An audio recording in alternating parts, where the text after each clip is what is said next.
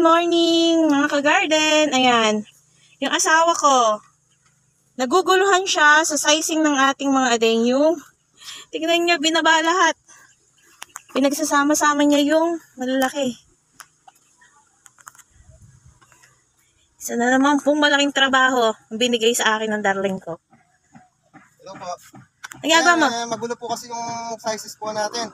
Kaya pagka may pumunta pong buyer dito, kinakapapa namin. Ngayon, lahat po na magkakasize at magkakapresyo, pinagsasama-sama po namin. Matrabaho nga lang talaga.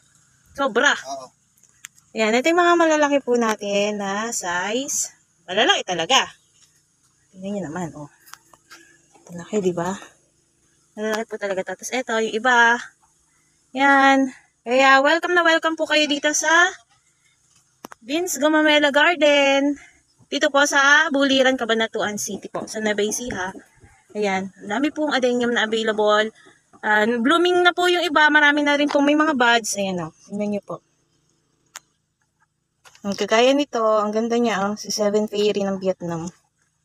Ayan po ang trabaho namin sa araw-araw. Basta medyo malilim na ganyan. Ayan, na ano po namin. Para makita na po din po namin yung iba kasi may mga sirang ganito. Ayan, tatanggalin namin. Ganun lang po. Okay lang po yan. Tapos pag natanggal nyo na, hayaan nyo na lang siya dyan. Pero mainitan. O, yun lang. Huwag lang babasain kahit na mainitan. Okay lang. Yan po ang trabaho namin araw-araw. Matrabaho po ang may garden.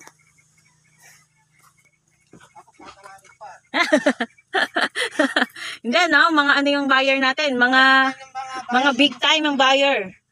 Ayan. Kaya mga ka-garden, kung gusto niyo pong lumibot dito, ayan, kung gusto niyo pong tumingin ng mga adenium, marami po tayong available na adenium po.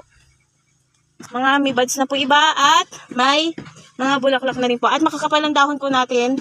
Kaya sigurado pong matutuwa po kayo dyan. Ayan. Salamat po.